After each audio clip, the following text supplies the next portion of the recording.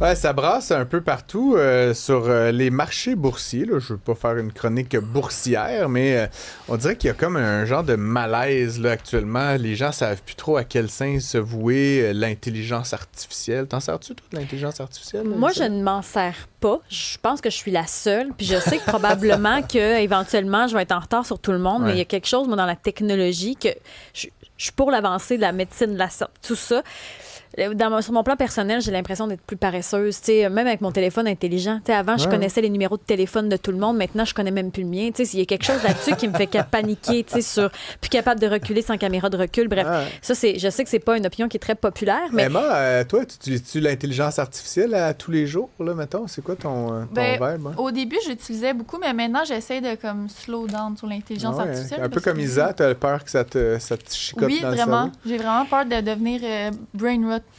C'est ça que je veux pas. C'est étonnant quand on dit dans notre temps, mais quand on cherchait un mot dans le dictionnaire et dans le Becherel, on s'en rappelait. Mais je sais qu'il faut avancer, mais bref, mais je pense que ça va peut-être dans le sens de Fred. Hier, Fred, il nous disait que les robots humanoïdes, finalement, c'est pas si avancé que ça, puis on n'est peut-être pas si près que ça. Est-ce qu'on s'est excité vite, puis là, on se réajuste? C'est le meilleur et le pire, en tout cas. Puis là, comme je le disais, c'est pas une chronique boursière, mais en bourse, ces jours-ci, ça monte, ça baisse. Nvidia, mauvaise journée, les microprocesseurs, mais d'autres, Apple repart à la hausse.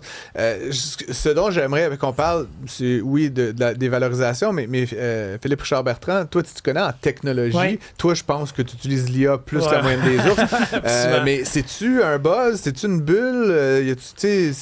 C'est-tu survalorisé? Comment tu vois ça? Je vais vous faire une démonstration. Prenons rechercher de l'or. Mm-hmm. OR, pas ART. Non, okay. OR. OK. Est-ce qu'on valorise ceux qui produisent la pelle ou tu valorises ceux qui trouvent l'or? Ça dépend combien d'or. Moi, j'ai comme, en tout cas, dans mon adage à moi, je préfère miser sur lui qui trouve l'or que celui qui manufacture la pelle. Donc, en ce moment, en intelligence artificielle, tu as deux joueurs. Tu as ceux qui manufacturent la pelle, donc les Nvidia de ce monde, ceux qui manufacturent les Micron, ceux qui bâtissent la technologie qui permettent l'intelligence artificielle.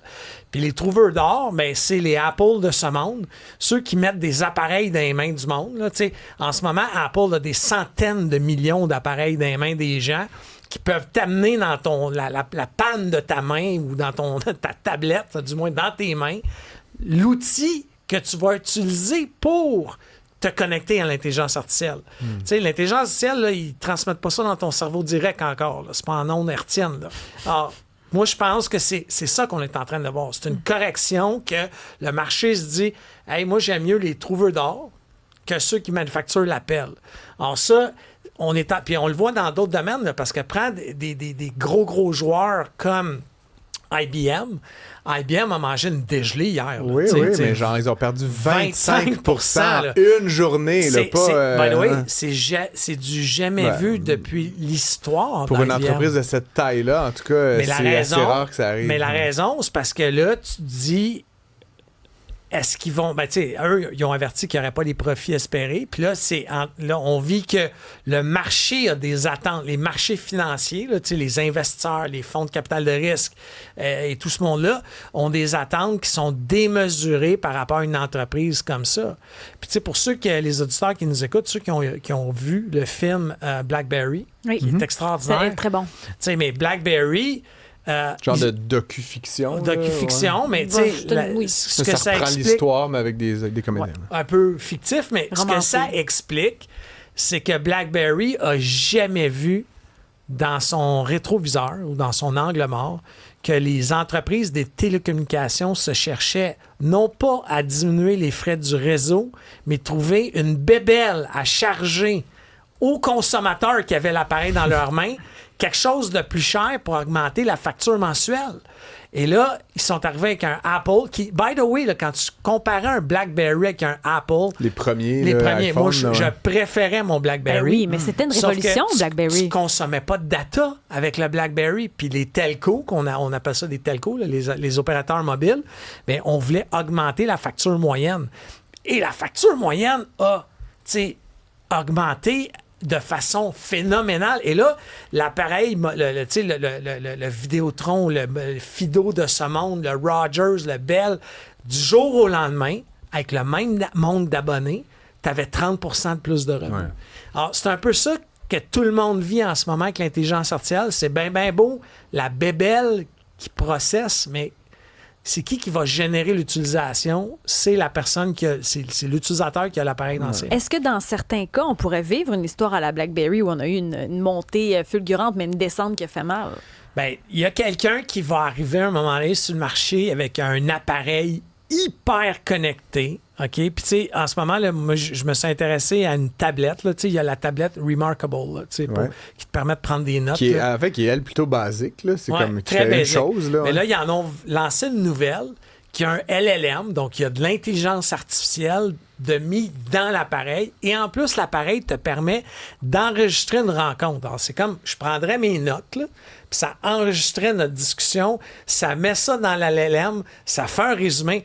Tu comprends que pour le même prix, ça va tuer. Si Remarkable ne fait pas ça, ça risque de tuer le produit. Je pense quand même que le marché... Puis tu sais, c'est drôle de vous voir tous les deux à cette table, tu sais, quasiment aux antipodes. Non, mais moi, je suis au milieu, I guess, mais t'as raison, Phil, mais en même temps, tu sais, l'iPhone, moi, je me rappelle, j'étais jeune, j'avais pas une scène, puis c'était comme ça me faisait rêver, tu sais. Il y avait quelque chose comme... Alors que j'ai le sentiment que l'IA, bon, on s'en sert, toi, beaucoup, moi, un peu, Isa, pas, mais ça fait pas tant rêver. C'est utile, il y a des choses qu'on peut faire. Il y en a qui rêvent parce que c'est de la vitesse, puis il y en a qui rêvent mais c'est pas le même désir comme tu désires une Ferrari ou un iPhone. Je vais vous parler de mon... Mercredi de cette semaine, j'étais dans une usine à Alma, puis rencontre de VP que j'anime là, dans mon job de consultant. Il y a un VP usine. Là, lui, là, il a des capes d'acier, il a son chapeau de travailleur dans l'usine, ses lunettes de protection.